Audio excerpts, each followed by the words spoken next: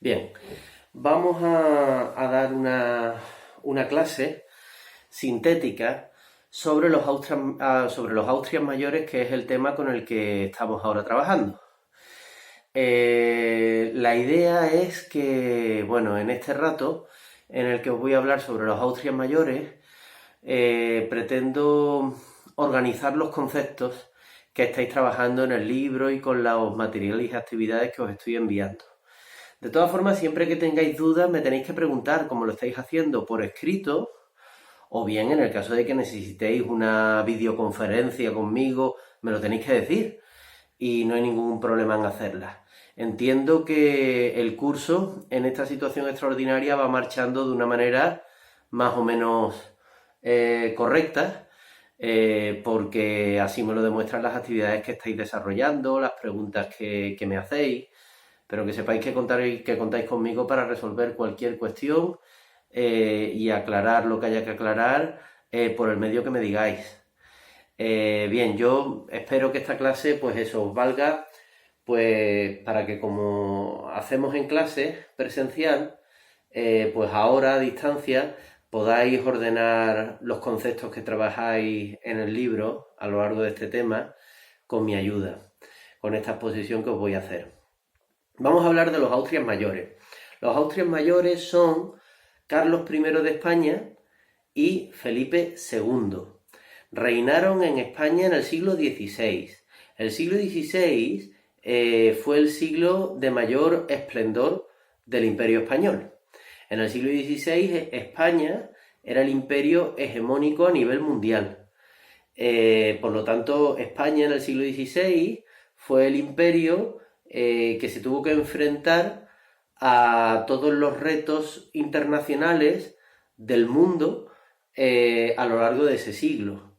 Por lo tanto, la historia de España en el siglo XVI es la historia universal en el siglo XVI, porque realmente España era el imperio hegemónico en el mundo en ese momento. Les llamamos Austrias mayores porque eran reyes de la Casa de Austria. Venían de Austria, tenían sangre austriaca, aunque también española. Concretamente eran reyes de la Casa de Habsburgo, aunque también evidentemente eran descendientes de los Trastámaras, de los reyes católicos, si de otra manera no hubieran reinado en España. Les llamamos Austrias mayores a Carlos y a Felipe, que fueron quienes reinaron en el siglo XVI, porque el siglo XVI fue el gran siglo del Imperio Español. Después vendrán los Austrias menores en el siglo XVII. El siglo XVII, que veremos en el próximo tema, será el siglo de la decadencia del Imperio Español. Pero el siglo más glorioso, más esplendoroso de la historia del Imperio Español fue el siglo XVI. Carlos, el rey emperador Carlos, reinó en España durante la primera mitad del siglo XVI y su hijo Felipe II reinó en España durante la segunda mitad del siglo XVI. O sea que vamos a hablar de la historia de España y del mundo en el siglo XVI. Vamos a intentar sintetizarlo en esta clase. Bien, el asunto es complejísimo y podemos estar la vida entera profundizando, estudiando y hablando de este asunto. De lo que se trata aquí es de sintetizar, para que entendáis mejor lo que estáis trabajando en el libro.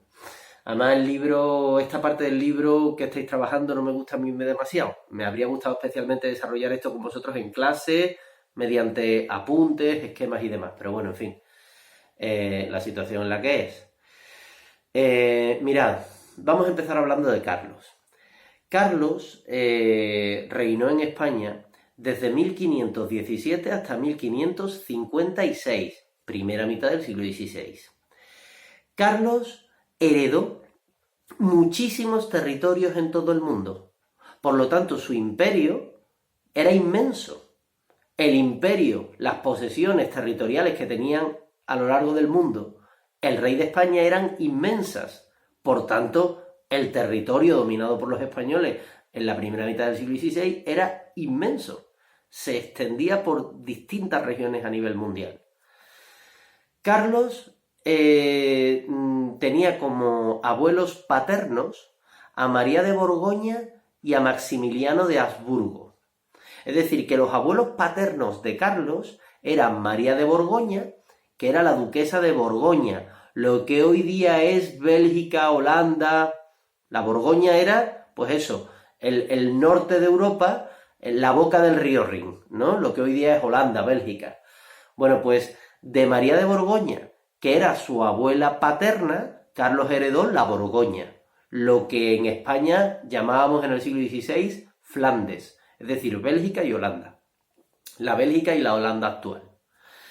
De su abuelo paterno, es decir, del marido de María de Borgoña, que era su abuelo paterno por parte de padre, que era Maximiliano de Austria, Maximiliano de Habsburgo, pues Carlos heredó el reino de Austria, que era un reino inmenso en Centro Europa, en el centro de Europa, y además heredó la posibilidad de ser emperador del Sacro Imperio Romano Germánico, que ya sabéis de sobra que el Sacro Imperio Romano Germánico existe desde el siglo X, se formó en el siglo X en plena Edad Media a imagen y semejanza del Imperio de Carlomagno en el siglo IX, y el Sacro Imperio Romano Germánico siguió existiendo hasta los tiempos de Napoleón Bonaparte. A principios del siglo XIX desapareció, pero hasta el siglo XIX siguió existiendo. ¿Qué era el Sacro Imperio Romano Germánico? Lo que hoy día conocemos como Alemania, para entendernos. Bueno, pues Carlos heredó de su abuelo paterno Maximiliano la posibilidad de ser emperador del Sacro Imperio Romano Germánico, de Alemania. ¿Por qué? Pues porque Maximiliano de Habsburgo, Maximiliano de Austria, el abuelo de Carlos, era emperador del Sacro Imperio Romano Germánico y además era rey de Austria, que formaba parte del Sacro Imperio. Bueno,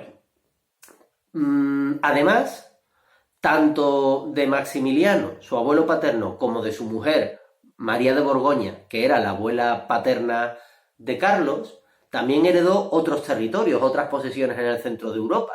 Por ejemplo, Luxemburgo, por ejemplo, el Franco Condado, en fin, distintas posesiones en el norte, en el centro de Europa. ¿Qué heredó de sus abuelos maternos? ¿Quiénes eran los abuelos maternos de Carlos? Los abuelos maternos de Carlos eran los reyes católicos, Isabel y Fernando, Isabel de Castilla y Fernando de Aragón. Los reyes católicos eran los abuelos maternos de Carlos. Entonces, Carlos, de sus abuelos maternos, hereda la unión de Castilla y Aragón en eso que se empezó a llamar de nuevo España, que venía de la Hispania romana. Bueno, hereda España de sus abuelos maternos, de los reyes católicos. La unión de Castilla y Aragón, que se empezó a llamar España. Hereda el reino de Navarra. El reino de Navarra que se había incorporado a la corona de Castilla en 1513. Por lo tanto, también lo que conocemos por España, otro territorio de lo que conocemos por España. Hereda de los reyes católicos, de sus abuelos maternos, las Islas Canarias. Hereda distintas posesiones en el norte de África. Hereda la mitad sur de Italia.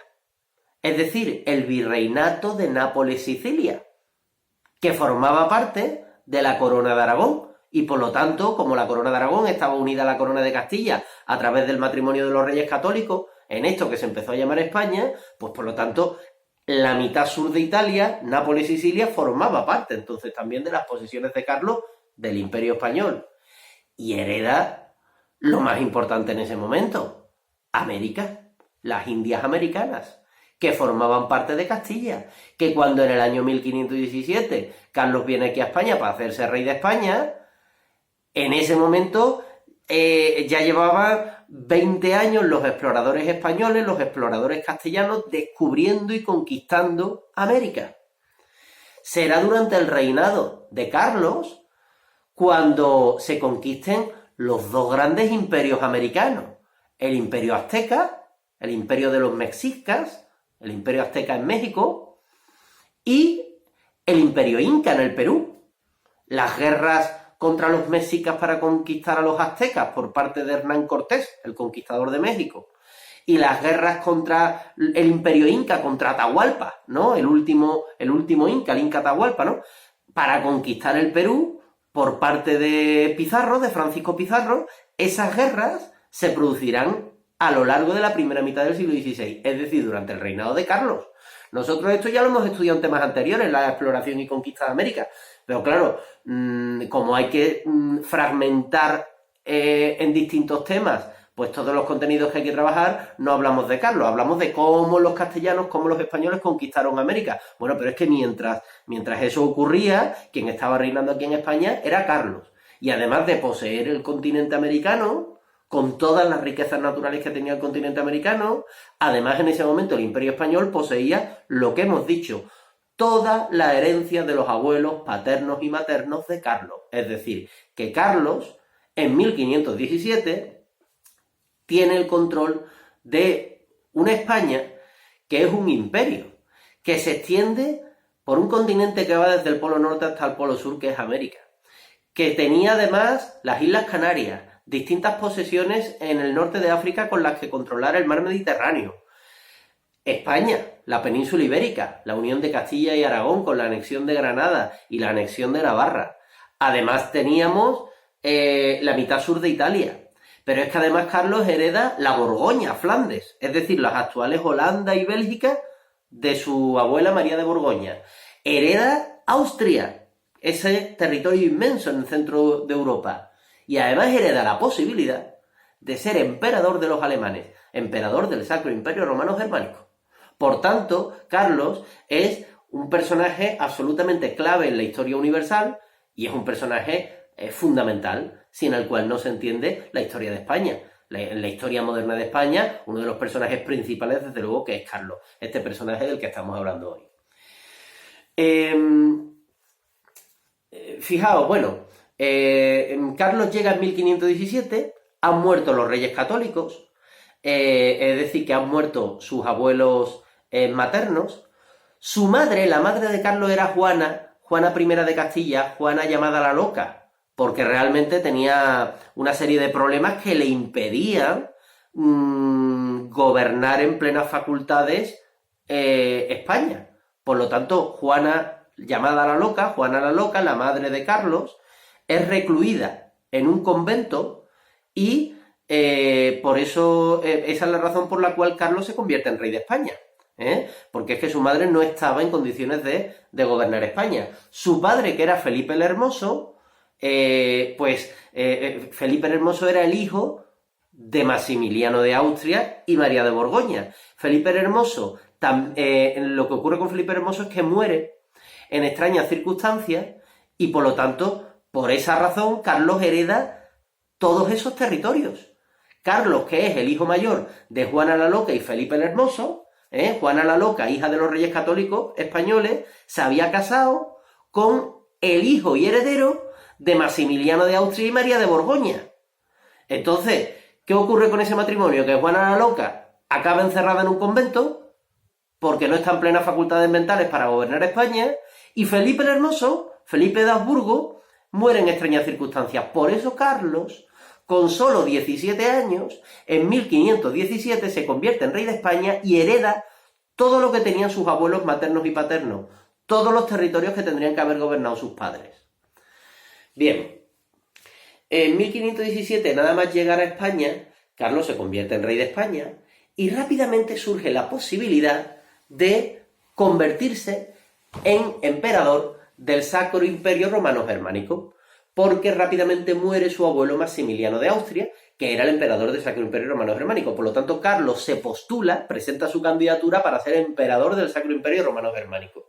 Entonces Carlos llega aquí a España en 1517, es proclamado rey de España, pasa un tiempo aquí, breve, y rápidamente se va a Alemania para reclamar la corona del Imperio alemán, para intentar convertirse en emperador del Sacro Imperio Romano Germánico. Efectivamente, Carlos es elegido por los príncipes alemanes como emperador del Sacro Imperio Romano Germánico. En el Sacro Imperio Romano Germánico, en el Imperio Alemán, eran los príncipes de los principados que formaba el imperio. El Sacro Imperio Romano Germánico estaba formado por distintos principados. Pues eran los príncipes que gobernaban cada uno de esos principados los que elegían al nuevo emperador del Sacro Imperio cuando el anterior moría. Bueno, pues Carlos presenta su candidatura y es elegido emperador del Sacro Imperio Romano Germánico. Bien, por lo tanto, pues ya, pues en fin, podéis coger el mapa de este tema del libro y con esto que os estoy contando podéis ver pues los territorios por los que se extendía el Imperio Español, ¿no? el imperio donde nunca se ponía el sol, ¿no? Bueno, bien, esta elección de Carlos como emperador del Sacro Imperio Romano Germánico provoca una revuelta que ya habéis estudiado, una revuelta en las ciudades castellanas. Vamos a ver, resulta que la burguesía, es decir, los habitantes de las ciudades, los artesanos, los mercaderes, los propietarios de los negocios prósperos en las ciudades de Castilla, en Salamanca, en Segovia, en Toledo, junto con los hidalgos, que eran nobles, pero eran nobles que apenas poseían tierras, se rebelan contra el emperador Carlos, porque quieren que Carlos siga siendo rey de España, pero no quieren que sea emperador de Alemania.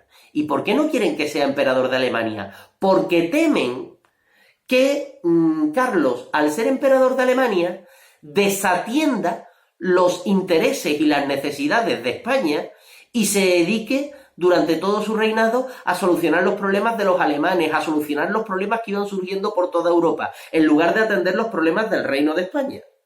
Por lo tanto, esto provoca un levantamiento. Este es el levantamiento de los comuneros. La revuelta de los comuneros es la revuelta de las ciudades de Castilla, ciudades como Segovia, como Salamanca, como Toledo, que se levantan en contra de que Carlos se convierta en emperador de Alemania. Además, la burguesía de Castilla y los hidalgos castellanos decían que claro, que se les obligaba a pagar muchísimos impuestos, se les obligaba a pagar muchos impuestos, pero esos impuestos no se invertían en beneficio de los castellanos y de los españoles, sino que esos impuestos se los gastaba Carlos en atender las necesidades de un imperio que era inmenso, que se extendía por toda Europa.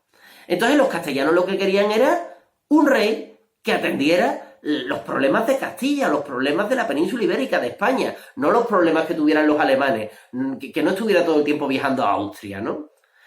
Por eso la revuelta de los comuneros. Bueno, los comuneros son aplastados en la batalla de Villalar.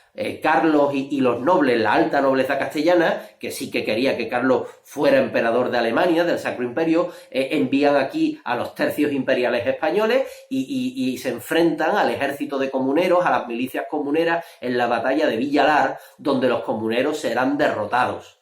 De hecho, posteriormente, justo después de esta derrota de los comuneros en Villalar, los líderes comuneros serán ajusticiados, serán sentenciados a muerte. Padilla, Bravo y Maldonado. Padilla era el líder de los comuneros en Toledo. Bravo era el líder de los comuneros en Segovia. Maldonado era el líder de los comuneros en Salamanca, que tenía una casa preciosa, que todavía se visita cuando vamos a Salamanca, enfrente de la clerecía, la Casa de las Conchas de Salamanca. Esa era la casa de Maldonado, uno de los líderes comuneros en Salamanca, ¿no? Bueno, pues los líderes comuneros son condenados a muerte, ¿no? Y se les decapita, ¿no? A los pobres, y los comuneros son aplastados por los tercios imperiales, ¿no? Bien, en buena medida, la crítica que le hacían los comuneros a Carlos se hizo realidad. En buena medida era una crítica inteligente, porque ¿cuál será uno de los grandes problemas del Imperio Español en el siglo XVI? Y ya sobre todo en el siglo XVII, que es cuando entramos en decadencia. Pues uno de los principales problemas era que efectivamente eran tan grandes los territorios y las posesiones del Imperio Español, que al final el rey de España desatendía los problemas internos, desatendía las necesidades de Castilla, de Aragón, los problemas de aquí, de España, y estaba siempre solucionando los problemas que surgían por todo el mundo, por todos sus territorios que se extendían a lo largo y ancho del mundo, ¿no? Entonces ese miedo que tenían los comuneros era un miedo fundado. De hecho, la historia posterior les acaba dando la razón, ¿no? Bueno, con todo y con eso, pues bueno, también es cierto que evidentemente si Carlos hubiera renunciado a ser emperador de Alemania, la historia de España habría sido otra, y además también Carlos tenía esa conciencia heredada de la Edad Media, heredada a su vez de los tiempos del Imperio Romano. Carlos se veía a sí mismo como una especie de César, como una especie de emperador romano. Los emperadores romanos, recordad, en la antigüedad, eran hombres considerados semidioses por ser los emperadores del Imperio Romano y tenían la virtud de unir en su persona a todo el mundo conocido. Entonces, un emperador romano, en la antigüedad, se levantaba sobre la idea de universalidad. Es decir, todo el mundo conocido, toda la población, todos los habitantes del mundo conocido, vivamos dentro de un mismo imperio. Ayudémonos mutuamente para acelerar el ritmo histórico y para prosperar juntos, en lugar de ir por separado. Bueno, pues esta misma idea de universalidad que tenían los emperadores romanos, la tenía también Carlos. Lo que ocurre es que, claro, que en los tiempos de Carlos ya no era el emperador de todo el mundo conocido.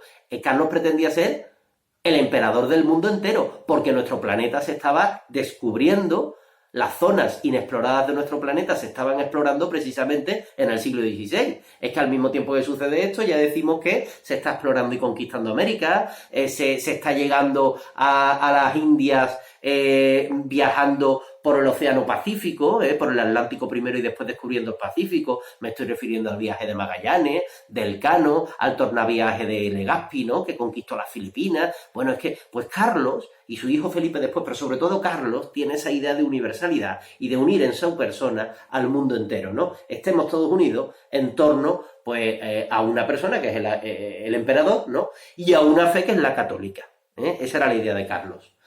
Bien.